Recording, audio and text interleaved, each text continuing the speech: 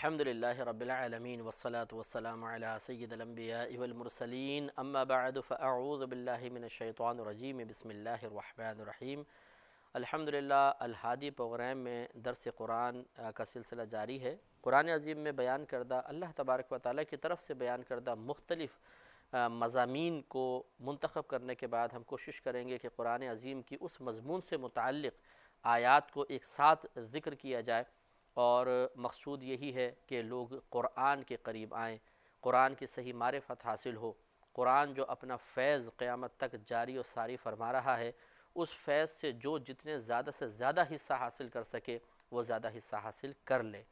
یہ تقریباً ہر دفعہ ہی اس صدمے کا، اس غم کا، اس درد کا اظہار کیا جاتا ہے کہ ہمارا مسلمان آج قرآن سے صرف رسمی طور پر تو وابستہ ہے، حقیقی طور پہ وابستگی کو اس نے ترک کر دیا ہے۔ نہ صرف ترک کر دیا ہے بلکہ اس کی اہمیت کا اقرار بھی نہیں کرتا ہے۔ آج ہمارے ہاتھ میں اردو کی کتابیں تو شاید مل جائیں گی، انگلش کی کتابیں مل جائیں گی، ہم ایسا عام قسم کا انسانوں کا لکھا ہوا لٹریچر تو پڑھنے کے لیے تیار ہوتے ہیں، لیکن خالق کائنات کی وہ عظیم کتاب جس میں شک کی کوئی گنجائش نہیں، اور جس کی ایک ایک آیت میں معانی کے اعتبار سے ہزاروں گہرائیاں موجود ہیں، فیض و برکات کی کوئی انتہا ہی نہیں ہے، اس پاکیزہ کتاب کی طرف آنے کے لیے ہم تیار نظر نہیں آتے۔ شاید اس کی وجہ یہ ہے کہ ہم لوگ ترغیبات کا سلسلہ قرآن کی طرف نہیں کرتے ہیں۔ ہم ترغیبات دیتے ہیں، جی فلاں کتاب پڑھ لیجئے، فلاں رسالہ پڑھ لیجئے، فلاں چیز دیکھ لیجئے، فلاں محفل میں آ جائیے، لیکن ہم یہ نہیں کہتے کہ آپ قرآن پڑھیے، قرآن سمجھیے، قرآن کے مضامین پر علماء اسلام کی تفاسیر کی روشنی میں غور و تفکر کیجئے۔ اگر اس کو بھی مشن میں شامل کر لیا جائے اور بار بار اس کی ترغیب دی جائے، تو جس طرح ہم مختلف امور کی ترغیب دے کر آخر ایک وقت ایسا آتا ہے کہ کامیاب ہو جاتے ہیں، لوگوں کے ذہن کو مولڈ کرنے کی طرف، ان کے ذہنوں کو کسی خاص نقطے کی طرف مائل کرنے کی طرف، تو اسی طرح ہم اس میں بھی کامیاب ہو جائیں گے کہ لوگوں میں ایک احساس بیدار ہوگا، شعور بیدار ہوگا، وہ بھی اقرار کریں گے ہاں قرآن ایک اہم کتاب ہے، اور قرآن سے ہمیں مکمل طور پر اسی طرح فیضیاب ہونا چاہیے جیسے کہا جا رہا ہے۔ تو پھر جب لوگ قرآن کے قریب آئیں گے تو پھر حقیقتاً ویسے ہی ایک ماحول جنم لے گا، ایک ویسا ہی ماحول بنے گا جیسے نبی کریم صلی اللہ علیہ وسلم کے دور مبارکہ میں تھا، کہ ہمارے نبی کریم صلی اللہ علیہ وسلم نے اولاً ہر جگہ قرآن کو بیان فرمایا، پھر قرآن کی تفسیر میں اپنا کلام بیان فرمایا۔ تو یہ دو جو چیزیں تھیں، قرآن اور حدیث، یہ دو چیزیں یقینی سی بات ہے کہ ایسے ہدایت کے زبردست ستون تھے کہ جس پر قائم کردہ عمارت کبھی گرنے والی نہیں ہے۔ نبی کریم صلی اللہ علیہ وسلم نے اپنے آخری خطبوں میں ارشاد فرمایا کہ میں تمہارے درمیان دو چیزیں چھوڑے جا رہا ہوں، اگر تم ان کو مضبوطی سے تھام کر رکھو گے تو ہدایت پا جاؤ گے، اور چھوڑ دو گے تو گمراہ ہو جاؤ گے، ایک قرآن اور دوسرا میری سنت۔ سنت سے مراد حدیث کریمہ ہے، یعنی نبی کریم صلی اللہ علیہ وسلم کا عمل، آپ کا قول، اس چیز کو بھی بنیاد بناؤ، اور قرآن کو اپنے سامنے رکھو، قرآن کی تعلیم کو سیکھو، قرآن کے اسلوب پر واقف ہو جاؤ، اور اس کے تقاضے کے مطابق اپنی سوچ اور فکر کے زاویے کو بدلو، اپنے اعمال کی اصلاح کر لو، تو پھر تم کبھی گمراہ نہیں ہوگے اور نجات پا جاؤ گے۔ تو ہونا یہی چاہیے تھا کہ جس طرح نبی کریم صلی اللہ علیہ وسلم نے قرآن بیان فرمایا، اسی طرح ہم بھی، ہمارے زبان پہ بھی قرآن ہوتا، لیکن قرآن کو تو ہم رکھ دیتے ہیں سائیڈ میں، ہم اپنے آپ کو زیادہ لوگوں کے سامنے انٹروڈیوس کرانا پسند کرتے ہیں، اپنی فکر، اپنی تعلیمات کو ہم عام کرنے کی زیادہ کوشش کرتے ہیں۔ کاش ہم اس بات کو سمجھ لیں کہ ہماری سوچ اور فکر میں نقص ہو سکتا ہے، ہماری سوچ اور فکر میں دوسروں سے اختلاف ہو سکتا ہے، لیکن قرآن عظیم ایک ایسی پاکیزہ کتاب ہے جس میں نقص کی، جس میں گڑبڑ کی، جس میں خرابی کی کوئی گنجائش نہیں ہے، اور یہ ایسا کلام ہے کہ یہ اگر کسی سے اختلاف رکھے تو یہ حق پر ہوگا، دوسرا ناحق، اور کوئی اس سے اختلاف رکھے تو قرآن ناحق نہیں ہوگا، وہ شخص ناحق۔ تو اس لیے اتنی پاکیزہ اور اوتھنٹک کتاب ہمارے درمیان موجود ہے، ہمیں چاہیے کہ خود بھی اس سے تعلق قائم کریں، اپنے گھر والوں کا تعلق قائم کریں، اور دوسروں کے لیے مسلسل ترغیبی سلسلہ چلائیں کہ جس سے لوگ قرآن کے قریب آتے چلے جائیں۔ گھروں میں درس قرآن ہونے چاہیے، اسکولز میں درس قرآن ہونے چاہیے، اسمبلی میں جیسے اسمبلیز ہوتی ہیں، اب وہ صرف ایک مثلا کوئی حمد پڑھ دی، قرات ہوئی، مختصر سی حمد پڑھی، اور ایک یا کوئی بعض اگر نعت ہوتی ہیں، کوئی ایک دعا ہے لب پہ آتی ہے دعا بن کے تمنا میری، وہ پڑھیں اور چلیں جی کلاس میں چلے گئے۔ اگر اس طریقے سے یہ سلسلہ جاری کر دیا جائے کہ جیسے قرأت ہوئی مختصر سی، صرف 2 آیتیں پڑھیں، اس کا ترجمہ اور تفسیر، اس کے بعد وہ دعا جیسے پڑھتے ہیں دعا بھی پڑھ لیں، پھر اپنے بچے کلاس میں چلے جائیں۔ تو روزانہ اگر 2 آیات بھی بیان ہوں تو بچوں کو کچھ تو قرآن کی معرفت حاصل ہوگی، قرآن کا فیض حاصل ہوگا، قرآن کی برکات حاصل ہوں گی۔ بہت زیادہ لمبا بھی یقینی سی بات ہے وقت نہیں ہوتا، اتنا لمبا نہ کیا جائے، مختصر ٹو دا پوائنٹ بات کر کے ختم، بس ایک آیت پڑھ لیں، ایک آیت کی قرأت، اس کی تفسیر ترجمہ تفسیر ہو جائے۔ بہرحال تو اسی طریقے سے مطلب کالجز میں یونیورسٹیز میں مختلف اسکالرز کو بلا کر درس قرآن کا سلسلہ جاری و ساری کروایا جائے، بہت اچھی بات ہے۔ گھروں کے اندر یہ سلسلہ بہت زیادہ ہونا چاہیے، گھروں میں ویکلی یا مطلب 15 ڈیز میں یا منتھلی ایسا کوشش ہونی چاہیے کہ کسی اچھے درس قرآن کرنے والے کو بلا کر، یا خود گھر والے بھی اگر اپنے پاس سے کچھ بیان نہ کریں بلکہ کوئی اچھی مسند تفسیر لے کر بس قرآن پڑھا، یعنی عربی پڑھی، ترجمہ کیا، تفسیر پڑھ کر سنا دی، اور پھر آخر میں دعا ہو گئی، تو برکت کی برکت ہے الحمدللہ، اور فیض کا فیض ہے۔ میرا رہنما کوئی اور ہے۔ اسی طرح مساجد میں درس قرآن کا سلسلہ بہت زیادہ ہونا چاہیے، کہ مساجد ہمارے وہ مراکز ہیں کہ جس میں بچہ بچپن سے لے کر بڑھاپے تک اس کا تعلق اس مرکز سے رہتا ہے، تو یہ مرکز منبع فیض و علم ہونا چاہیے، اس سے فیض جاری ہو، اس سے علم جاری ہو۔ تو وہاں پہ جو بھی امام صاحب ہیں، خطیب صاحب ہیں، کمیٹیز کو بھی چاہیے کہ وہ ان کو مجبور کریں، بلکہ کہ اور لازم کر دیں کہ آپ کو کسی ایک نماز کے بعد تھوڑا سا درس قرآن دینا ہے، زیادہ طوالت نہ ہو، تاکہ لوگ بیچارے کام پہ بھی جانا ہوتا ہے، اسکول جانا ہے، کالجز جانا ہے، وہ فیڈ اپ نہ ہو جائیں۔ فجر کی نماز کے بعد 2 آیات اور تھوڑا سا ترجمہ تفسیر کر لیا جائے، عصر کی نماز کے بعد بھی پاسبل ہے، عشاء کی نماز کے بعد، لیکن درس قرآن کا سلسلہ ضرور ہونا چاہیے۔ کیو ٹی وی بھی اسی کوشش کے میں آپ کو سرگرم عمل نظر آتا ہے، ہم مسلسل یہ کوشش کر رہے ہیں، مختلف قرآن کے اوپر آپ نے پروگرامز دیکھے ہوں گے، الہادی پروگرام بھی خاص قرآن کے ساتھ تعلق قائم کرنے کے لیے شروع کیا گیا ہے۔ کہ قرآن عظیم میں جو اللہ تبارک و تعالیٰ نے مختلف مضامین سے متعلق کلام فرمایا، اس کلام کی وضاحت، ان مضامین پر مطلع ہونا یا مطلع کرنا، یہ ہمارا بنیادی مقصد ہے، اور الحمدللہ جو ریگولر ہمارے پروگرامز کو دیکھ رہے ہیں یقیناً وہ بہت فائدہ محسوس کر رہے ہوں گے۔ قطرہ قطرہ بیان ہو، لیکن آہستہ آہستہ اس قطرے کو حاصل کیا جائے تو پورے مہینے میں 30 قطرات حاصل ہوں گے، اور 30 قطرے آپ جمع کر لیں تو تھوڑا بہت تو مطلب قطرات کے ذریعے ایک مقدار جمع ہو ہی جاتی ہے۔ اگر پانی کے 30 قطرے ہوتے تو وہ بھی ایک مقدار بنی جاتی۔ علم کے 30 نکات اگر جمع ہو جائیں، ذہن میں اپنا راسخ ہو جائیں، تو یقینی سی بات ہے کہ انسان کم از کم 30 نکات علمی نکات سیکھنے میں کامیاب ہوا، اس کا درجہ عام لوگوں سے بلند ہو جائے گا، یہ صاحب علم ہو جائے گا، اور شیطان کی گرفت آہستہ آہستہ کمزور ہوگی۔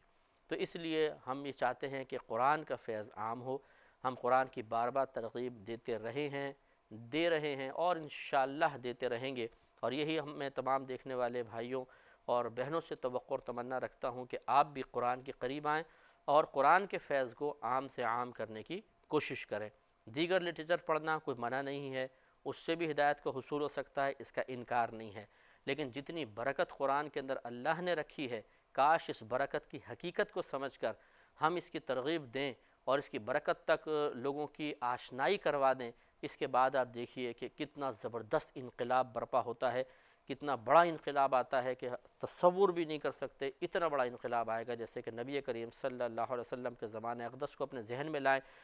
سرکار نے 40 سال تک عمل کر کے دکھایا، اس کے بعد پھر اللہ تبارک و تعالیٰ کی طرف سے اعلان نبوت کا حکم ہوا،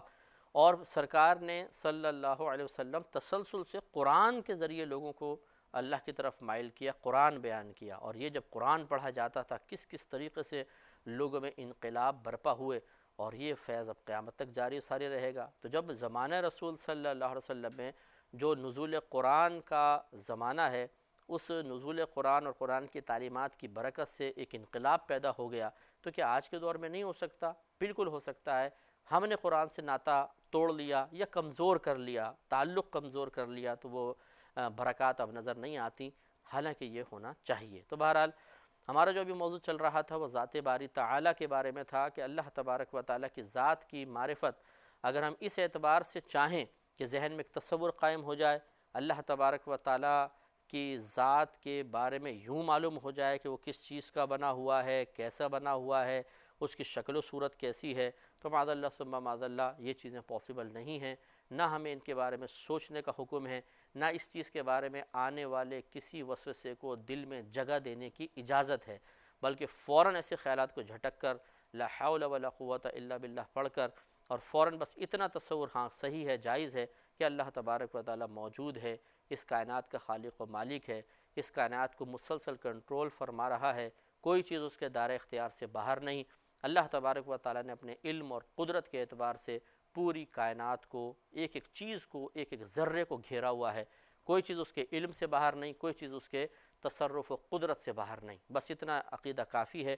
اور یہی نظریہ ہمیں قرآن دے رہا ہے۔ اب یہ چند آیتیں میں عرض کرتا ہوں جس میں اللہ تبارک و تعالیٰ نے قرآن عظیم میں اس طرح ان کو بیان فرمایا کہ اللہ تعالیٰ کے لیے جسمانیت کا تصور پیدا ہوتا ہے، لیکن ہمارے اکابرین نے جس طرح یہ پوری تفصیل پچھلے پروگرام میں بھی عرض کی تھی، اب بھی میں نے بتائی ہے کہ اللہ تبارک و تعالیٰ کے لیے جیسے لیسا کمثلہ شیء کی آیت آپ کو بیان کی تھی کہ اللہ تعالیٰ کے لیے جب یہ ثابت ہو گیا وہ کسی شے کی مثل نہیں ہے، تو ہمارے اعضاء ہیں، تو اس کا مطلب ہے اللہ تعالیٰ کے اعضاء نہیں ہوں گے، کیونکہ یہ اللہ تعالیٰ خبر دے رہا ہے۔ اللہ تعالیٰ لیسا کمثلہ شیء، نہیں ہے وہ کسی شے کی مثل، یا اس کی مثل کوئی شے نہیں ہے، تو کوئی شے اس کی مثل نہیں، نہ وہ کسی شے کی مثل ہے، لازم و ملزوم ہے۔ تو اس کا مطلب یہ ہوا کہ جب اللہ تبارک و تعالیٰ کی مثل کوئی شے نہیں ہے، تو اگر ہمارے اعضاء ہیں، اگر اللہ کے بھی اعضاء مان لیے جائیں تو ہم تو اللہ کے مشابہ ہو گئے، اور ایسا نہیں ہے۔ لہٰذا میں نے آپ کو سمجھایا تھا پچھلے پروگرام میں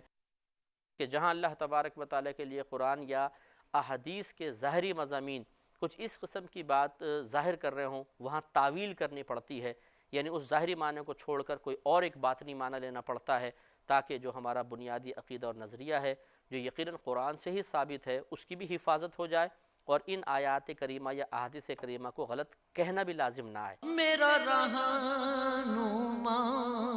کوئی اور ہے۔ جیسے مثال کے طور پر سورہ بقرہ کی آیت نمبر 115 ہے، اس میں اللہ تعالیٰ نے ارشاد فرمایا وَلِلَّهِ الْمَشْرِقُ وَالْمَغْرِبُ، اور اللہ ہی کے لیے ہیں مشرق اور مغرب، فَأَيْنَمَا تُوَلُّوا، تو تم جہاں کہیں بھی پھرو، جہاں کہیں بھی اپنا رخ کر لو، فَثَمَّ وَجْهُ اللَّهِ، تو اسی طرف اللہ تعالیٰ کا چہرہ ہے، وجہ چہرے کو کہتے ہیں۔ إِنَّ اللَّهَ وَاسِعٌ عَلِيمٌ، بے شک اللہ تبارک و تعالیٰ وسعت والا، علم والا ہے۔ اب اسی طرف اللہ کا چہرہ، جس طرف تم پھر جاؤ اسی طرف اللہ کا چہرہ ہے۔ یقینی سی بات ہے کہ اللہ تعالیٰ چہرے سے پاک و صاف ہے، تو چہرے کا مطلب کیا ہے؟ اب مختلف اقوال ہیں، جن میں سے جو مستند قول ہے وہ یہی ہے کہ یہاں وجہ اللہ سے مراد اللہ کی رحمت ہے، کہ تم جس طرف بھی رخ کرو گے اللہ کی رحمت اسی طرف پاؤ گے۔ تو یہ دیکھیں اس سے مراد یہ ہوا، سمجھا دیا گیا کہ اللہ تعالیٰ کا چہرہ نہیں ہے، کوئی اللہ تعالیٰ کی ذات ایک سمت میں نہیں ہے، بلکہ آیت ہی بتا رہی ہے کہ جس طرف بھی تم پھر جاؤ اسی طرف اللہ تبارک و تعالیٰ کی رحمت متوجہ ہوگی۔ اگر اس آیت کے ظاہری مضمون کو لے لیا جائے کہ تم جس طرف رخ کرو اللہ کا چہرہ اسی طرف ہے، مثال کے طور پر معاذ اللہ ثم معاذ اللہ، ایک لمحے کے لیے ہم ظاہر کو لے کر کہ اللہ کا ایک چہرہ ہے،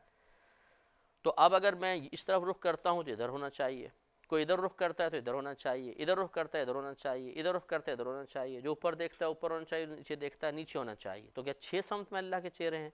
یقینی سی بات یہ ثابت کر رہا ہے کہ ایک سمت اللہ کے لیے متعین نہ کرو، بلکہ جس طرف بھی تم رخ کرو گے اللہ تعالیٰ کی رحمت اسی جانب تمہیں متوجہ محسوس ہوگی، اللہ کی رحمت اسی طرف متوجہ ہے۔ تو یہاں ذات باری تعالیٰ کا قصد نہ کیا جائے، پرٹیکولر فیس مراد نہ لیا جائے، بلکہ اللہ کی رحمت مراد لی جائے۔ اسی طریقے سے سورہ فتح آیت نمبر 10 میں اللہ تبارک و تعالیٰ نے ارشاد فرمایا کہ ان الذین یبایعونک، بے شک وہ لوگ جو اے حبیب کریم صلی اللہ علیہ وسلم آپ سے بیعت کرتے ہیں، انما یبایعون اللہ، محض وہ اللہ تبارک و تعالیٰ کی بیعت کرتے ہیں، ید اللہ فوق ایدیہم، اللہ تبارک و تعالیٰ کا ہاتھ ان کے ہاتھوں کے اوپر ہے۔ جب نبی کریم صلی اللہ علیہ وسلم پہلی مرتبہ عمرے کے لیے تشریف لے گئے، یعنی مدینہ ہجرت کے بعد پہلی مرتبہ عمرے کے لیے تشریف لے گئے تو کفار نے راستہ روک لیا اور کہا کہ ہم آپ کو اندر نہیں جانے دیں گے۔ نبی کریم صلی اللہ علیہ وسلم نے حضرت عثمان غنی رضی اللہ تعالی عنہ کو بھیجا مکۃ المکرمہ میں کہ آپ جا کر گفتگو کریں، تو یہ افواہ مشہور ہو گئی کہ حضرت عثمان غنی رضی اللہ تعالیٰ عنہ کو معاذ اللہ شہید کر دیا گیا ہے۔ تو اس وقت نبی کریم صلی اللہ علیہ وسلم نے بیعت رضوان لی تھی، یعنی اپنا دست مبارک اس طرح فرمایا رکھا اور کہا کہ تمام اس بات پر میری بیعت کرو کہ تم عثمان کے خون کا بدلہ لوگے اور میرے ساتھ دو گے۔ تو سب نے اس کی پھر بیعت کی، اور بیعت کا طریقہ یہ تھا کہ سرکار اس طرح دست مبارک رکھتے تھے، سب یوں اس طرح پکڑ لیتے تھے، یعنی ایک دوسرے کے نیچے ہاتھ رکھ کر سرکار اس طرح ہاتھ رکھتے تھے اور پھر یہ وعدہ لیا جاتا تھا۔ تو یہ اس کا ذکر اللہ تعالیٰ نے فرمایا کہ بے شک وہ لوگ جو آپ کی بیعت کرتے ہیں محض وہ اللہ تعالیٰ کی بیعت کرتے ہیں، یعنی حقیقتاً آپ سے کیا گیا وعدہ وہ آپ سے نہیں بلکہ اللہ سے وعدہ کرتے ہیں، اور ید اللہ فوق ایدیہم، اللہ کا ہاتھ ان کے ہاتھوں کے اوپر ہے۔ اب یہاں پہ ہاتھ سے کیا مراد ہے؟ یعنی دست قدرت، یہ والا ایسا ہاتھ مراد نہیں، یعنی اللہ تبارک و تعالیٰ کی قدرت ان کے ساتھ ہے، اللہ تبارک و تعالیٰ کی تائید و نصرت ان کے ساتھ ہے۔ تو یہ ادھر بھی تعویل کرنے کی ضرورت پڑے گی، کیونکہ اگر ہم اللہ تعالیٰ کا ہاتھ ثابت کر دیں، ہمارے بھی ہاتھ اللہ کے بھی ہاتھ، تو پھر یہ تو مماثلت ہو جائے گی، اور لیس کمثلہ شیء، تو اس لیے یہاں پر بھی پھر تعویلی کلام ہوتا ہے۔ اسی طرح یوم یکشف عن ساق، یہ سورہ قلم کی آیت نمبر 42، جس دن کھول دی جائے گی پنڈلی، یعنی اللہ تبارک و تعالیٰ نے اپنے لیے پنڈلی کا لفظ استعمال فرمایا، جیسے ایک روایت ہے کہ اللہ تعالیٰ اپنی پنڈلی ظاہر فرمائے گا میدان محشر میں۔ اب پنڈلی ظاہر فرمائے گا جس کو عربی میں ساق کہتے ہیں، تو یعنی جو ٹخنوں سے اوپر اور گھٹنوں، ٹخنے سے لے کے گھٹنے تک جتنا یہ ایریا ہے پاؤں کا، اس کو پنڈلی کہا جاتا ہے۔ تو اب یہ پنڈلی سے مراد کیا معاذ اللہ ثم معاذ اللہ ایسا ہے کہ اللہ تعالیٰ کے بھی پیر ہیں؟ نہیں، بلکہ علماء نے ارشاد فرمایا یہاں مراد ہے اللہ کا قہر، اللہ کی نصرت، اللہ تعالیٰ کی تائید، اور بعض نے کہا کہ شدت مراد ہے یہاں پر، کہ شدت جس دن میدان محشر میں شدت کو ظاہر کر دیا جائے گا، سختی کو ظاہر کر دیا جائے گا، اس کو پنڈلی سے تعبیر فرمایا۔ تو چونکہ وہ شدت و سختی اللہ تعالیٰ کی جانب سے ہوگی، اس لیے اسی کہا جائے گا کہ اللہ تعالیٰ نے اپنی پنڈلی کھولے گا۔ اس کا مطلب کیا ہے کہ اللہ تعالیٰ اپنی طرف سے شدت اور سختی کا اظہار فرمائے گا، جیسے کہ احادیث کریمہ میں سختی والے مضامین موجود ہیں۔ اس سے یہ معلوم ہوا کہ اللہ تعالیٰ کے لیے جسمانیت ہم ثابت نہیں کر سکتے، اعضاء ثابت نہیں کر سکتے، اور جہاں کہیں اگر اعضاء کا بیان ہوگا تو اس کا کوئی نہ کوئی صحیح معنی، درست معنی، دوسرا معنی لیا جائے گا، تاکہ وہ آیات کریمہ، وہ احادیث کریمہ جس میں اللہ تبارک و تعالیٰ کے لیے جسمانیت کی نفی ہے، ہماری مثل ہونے کی نفی ہے، ان کے مضامین بھی اپنی جگہ درست ہو جائیں اور یہاں کے مضامین بھی درست ہو جائیں۔ اب اللہ تبارک و تعالیٰ کی، جیسے آپ کو میں نے بارہا بتایا کہ اللہ تعالیٰ کی ذات پر غور و تفکر اس اعتبار سے کرنے کی اجازت نہیں ہے کہ ہم ایک تصور قائم کرنے لگیں یا اس کے بارے میں یہ غور کرنے لگیں وہ کس چیز کا بنا ہوا ہے۔ ہاں، قرآن عظیم اگر آپ اٹھا کے پڑھیں گے تو اللہ تبارک و تعالیٰ نے مختلف طریقوں سے اپنی ذات کی معرفت ضرور دی ہے۔